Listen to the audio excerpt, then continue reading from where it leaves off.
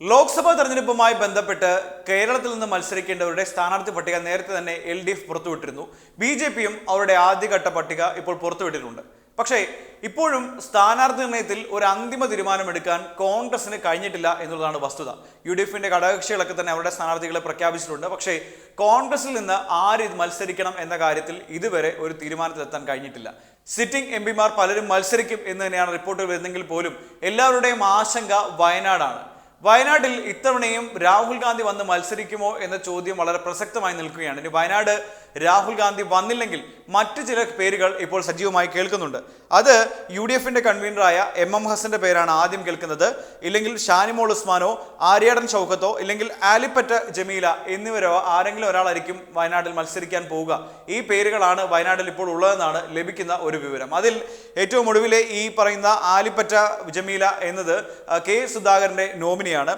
അതുകൊണ്ട് ജമീലയ്ക്ക് ഒരു പക്ഷേ വയനാട് സീറ്റ് ഉറപ്പിക്കാൻ കഴിയും എന്നുള്ളതാണ് ഇപ്പോൾ ലഭിക്കുന്ന ഒരു വിവരം. എങ്ങനെയായാലും വയനാട് സീറ്റുമായി ബന്ധപ്പെട്ട് UDFനുള്ളിൽ ഇല്ലെങ്കിൽ കോൺഗ്രസിനുള്ളിൽ ഒരു തർക്കം ഇപ്പോൾ തുടങ്ങിയിട്ടുണ്ട്. അവിടെ ആര് മത്സരിക്കണം എന്നുള്ള ചോദ്യം ഇപ്പോൾ വലിയ വരുന്നുണ്ട്. വയനാട് നമുക്കറിയാവുന്നതുപോലെ തന്നെ എപ്പോഴും കോൺഗ്രസിന് അനുകൂലമായി നിന്നിട്ടുള്ളൊരു മണ്ഡലമാണ്.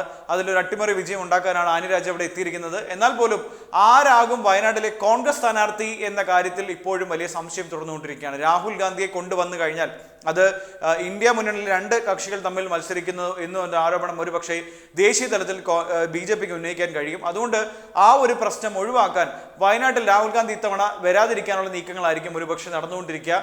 ഇപ്പോഴത്തെ ചിത്രത്തിൽ രാഹുൽ ഗാന്ധിക്ക് വയനാട്ടിലേക്ക് വരാനുള്ള താല്പര്യവുമില്ല. കാരണം ഭാരത് നായ് ജോഡോ യാത്രയുമായി ബന്ധപ്പെട്ട് രാഹുൽ ഗാന്ധിക്ക് UPയിൽ അഖിലേഷ് യാദവിന്റെ നേതൃത്വത്തിൽ ഒരു വലിയ സ്വീകരണമാണ് ലഭിച്ചത്. അതുകൊണ്ട് UPയിൽ നിന്ന് എവിടെയെങ്കിലും ഒന്ന് മത്സരിക്കണം എന്ന ആവശ്യവും കൂടി അവിടെ ഉന്നയിക്കപ്പെട്ടിട്ടുണ്ട്. ഒപ്പം രാഹുലും പ്രിയങ്കയും UPയിൽ മത്സരിക്കണമെന്ന ഒരു ചർച്ച നടന്നതായി കോൺഗ്രസ് നേതാക്കളും സമ്മതിക്കുന്നുണ്ട്. കർണാടകത്തിലോ തെലങ്കാനയിലോ ഒരു സീറ്റ് കൂടുതൽ മത്സരിക്കാനും രാഹുൽ ഗാന്ധി ഇപ്പോൾ പ്ലാൻ ചെയ്യുന്നുണ്ട്.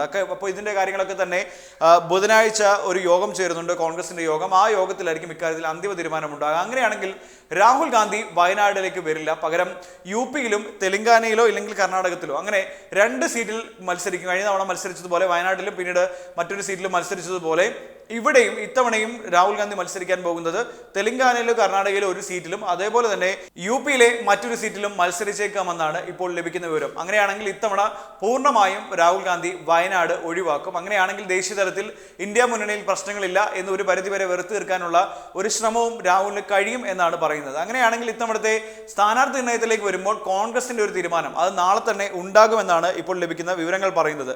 ഇന്ന് ഹൈക്കമാൻഡുമായി പ്രതിപക്ഷ നേതാവ് VD സതീശനും ഒപ്പം KPC പ്രസിഡന്റ് K സുധാകരനും ചർച്ച നടത്തുന്നുണ്ട്. നാളെയാണ് തെരഞ്ഞെടുപ്പ് സമിതി യോഗം ചേർന്ന് അന്തിമ തീരുമാനമെടുക്കുന്നത്. പ്രത്യേകിച്ച് വയനാട്, ആലപ്പുഴ, തൃശൂർ, പത്തനംതിട്ട മണ്ഡലങ്ങളിലാണ് ചർച്ച നടക്കുന്നത്. തൃശൂർ മണ്ഡലത്തിൽ പ്രതാപൻ പ്രചരണമൊക്കെ തുടങ്ങിയിട്ടുണ്ടെങ്കിൽ പോലും അവസാന നിമിഷം അട്ടിമറി ഉണ്ടാകുമോ എന്ന സംശയം ഇപ്പോഴും നിലനിൽക്കുന്നുണ്ട്. എന്തായാലും മറ്റിടങ്ങളിൽ സിറ്റിംഗ് MPമാർ തന്നെയാകും മത്സരിക്കുക എന്ന കാര്യം നേരത്തെ തന്നെ ഉറപ്പായിട്ടുണ്ടായിരുന്നു. കണ്ണൂരിൽ K സുധാകരൻ തന്നെ മത്സരിക്കുന്നുണ്ടെന്നാണ് ധാരണ. പക്ഷേ K സുധാകരൻ മത്സരിക്കാൻ ഒരുക്കമല്ല എന്ന് പറയുന്നത് മറ്റൊന്നും കൊണ്ടല്ല, KPC അധ്യക്ഷ സ്ഥാനം നഷ്ടപ്പെടും എന്നുള്ള ഒരു പേടി കൊണ്ടാണ്. അതുകൊണ്ട് അദ്ദേഹം മത്സരിക്കുമോ പകരം ആരെങ്കിലും വരുമോ എന്നുള്ള കാര്യവും നമുക്ക് കാത്തിരുന്ന് കാണണം. എന്തായാലും വയനാടിന്റെ കാര്യത്തിൽ ഏകദേശം തീരുമാനമായിട്ടുണ്ട്. രാഹുൽ ഗാന്ധി എത്തില്ല എന്ന് അറിഞ്ഞ ഉടനെ തന്നെ MM ഹസൻ അടക്കമുള്ള ആളുകൾ അവിടെ ഇപ്പോൾ തന്നെ സീറ്റ് ഉറപ്പിക്കാനുള്ള നെട്ടോട്ടത്തിലൊക്കെ തന്നെയാണ്. പക്ഷേ അവിടെ ഷാനിമോൾ ഉസ്മാൻ ഉണ്ട്, ആര്യടൻ ഷൗക്കത്തിന്റെ പേര് കേൾക്കുന്നുണ്ട്. ഒപ്പം ആലിപ്പറ്റ ജമീല എന്ന് പറയുന്ന K സുധാകരന്റെ നോമിനി കൂടി വയനാട് മത്സരിക്കാൻ എത്തുന്നുണ്ട്. അപ്പോൾ അതുകൊണ്ട് വയനാട്ടിലെ സ്ഥാനാർത്ഥി നിർണയവുമായി ബന്ധപ്പെട്ട തർക്കങ്ങളിലേക്ക് ഇനി കാര്യങ്ങൾ പോകും. അത് കോൺഗ്രസ് എങ്ങനെയായിരിക്കും പരിഹരിക്കാൻ പോകുക എന്നുള്ള കാര്യവും കാത്തിരുന്ന് കാണണം. കഴിഞ്ഞ തവണ വയനാട്ടിൽ രാഹുൽ ഗാന്ധി മത്സരിച്ചപ്പോൾ അടിച്ച ഒരു കാറ്റാണ് 19 സീറ്റോളം UDFന് ലഭിക്കാൻ സാഹചര്യമുണ്ടായത്. പക്ഷേ ഇത്തവണ വയനാട് അങ്ങനെ മത്സരിച്ചില്ലെങ്കിൽ കൃത്യമായ വോട്ട് LDFന് ലഭിച്ചു കഴിഞ്ഞാൽ പല സിറ്റിംഗ് സീറ്റുകൾക്കും കോൺഗ്രസിന് തിരിച്ചടി ഉണ്ടാകും എന്ന കാര്യം സംശയമില്ല. നേരത്തെ തന്നെ കനകോലുവിന്റെ റിപ്പോർട്ടിൽ പോലും പല സിറ്റിംഗ് MPമാർക്കും ഇത്തവണ നിന്നാൽ പോലും ജയിക്കാൻ കഴിയില്ല എന്ന കാര്യം നേരത്തെ തന്നെ പറഞ്ഞിട്ടുമുണ്ട്. അതുകൊണ്ട് ഇത്തവണ നിൽക്കുന്ന സ്ഥാനാർത്ഥികളൊക്കെ തന്നെ അത് വിജയം ഉറപ്പിക്കുന്നതിനൊപ്പം തന്നെ ഇന്ത്യ മുന്നണിക്ക് കരുത്ത് പകരണമെങ്കിൽ കോൺഗ്രസിന്റെ സീറ്റ് വിഹിതം കൂട്ടണം എന്നൊരു ആവശ്യം നേരത്തെ തന്നെ ഉന്നയിച്ചിട്ടുണ്ടായിരുന്നു. അപ്പോൾ അതനുസരിച്ച് കരുത്തരായ സ്ഥാനാർത്ഥികളെ നിർത്താനുള്ള ശ്രമമാണ് കോൺഗ്രസ് നടത്തുന്നത്. പക്ഷേ താഴെത്തട്ടിൽ വലിയ പ്രതിഷേധം ഇപ്പോഴുമുണ്ട്. പല സിറ്റിംഗ് എംപിമാർക്കും ജയിക്കാൻ കഴിയാതെ പോകുന്ന സാഹചര്യമുണ്ട്. അപ്പോൾ അവരെ വീണ്ടും നിർത്തിയാൽ എന്താകും എന്ന ചോദ്യം വളരെ പ്രസക്തമായി നിൽക്കുന്നുണ്ട്. പ്രത്യേകിച്ച് രമ്യ ഹരിദാസിന്റെ പേരൊക്കെ തന്നെ വലിയ രീതിയിലാണ് ഉയർന്നു വരുന്നത്. സ്ഥാനാർത്ഥി നിർണയത്തിലൊക്കെ തന്നെ ആ പേര് മാറ്റി പകരം മറ്റ് ആളുകളേക്ക് പരിഗണിക്കണം എന്ന ചോദ്യം വരെ ഉന്നയിച്ചിട്ടുണ്ടായിരുന്നു. എന്തായാലും സിറ്റിംഗ് എംപിമാർ മത്സരിക്കുന്നതിൽ കുഴപ്പമില്ല, പക്ഷേ കെ സുധാകരനും അല്ലെങ്കിൽ വയനാട് സീറ്റിലൊക്കെ തന്നെ ആര് മത്സരിക്കും എന്ന ചോദ്യം വളരെ പ്രസക്തമായി നിൽക്കുന്നുണ്ട്.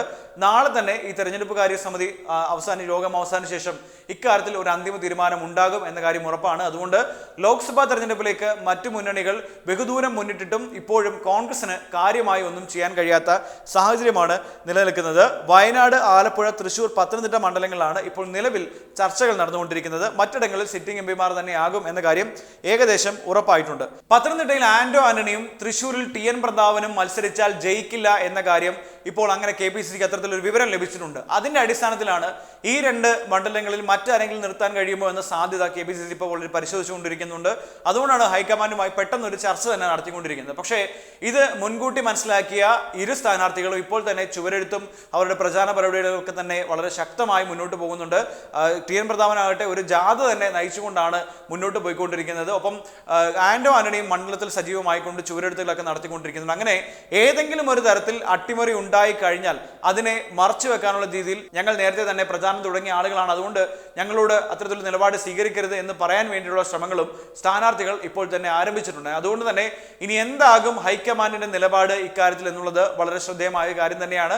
ഹൈക്കമാൻഡിന് മുന്നിലുള്ള ഇപ്പോഴത്തെ പ്രധാനപ്പെട്ട വെല്ലുവിളി കണ്ണൂരിൽ കെ സുധാകരന്റെ പകരം ആരെയാകും മത്സരിപ്പിക്കുക, തൃശ്ശൂരിലും പത്തനംതിട്ടയിലും നിലവിലുള്ള സ്ഥാനാർത്ഥികളെ മാറ്റണോ എന്ന ചോദ്യം അവിടെ പ്രസക്തമായി നിൽക്കുന്നുണ്ട്.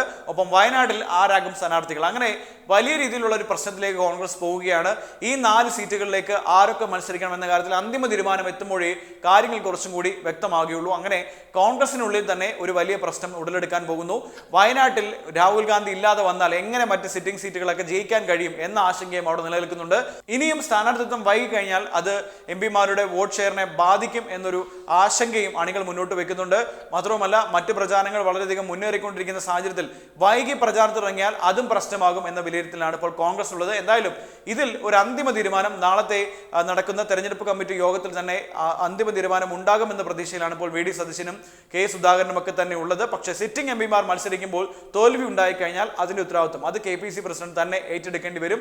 അതിൽ ഇനി എന്താണ് തീരുമാനം ഉണ്ടാകാൻ പോവുക, ആരൊക്കെ മത്സരിക്കണം, വയനാട് ആര് മത്സരിക്കും, തൃശ്ശൂരിൽ നിന്നും ഒപ്പം തന്നെ പത്തനംതിട്ടയിൽ നിന്നും സിറ്റിംഗ് എംപിമാരെ മാറ്റണോ എന്ന ചോദ്യത്തിനൊക്കെ ഉത്തരം ഉടനെ തന്നെ ഉണ്ടാകും എന്നാണ് പ്രതീക്ഷിക്കുന്നത്.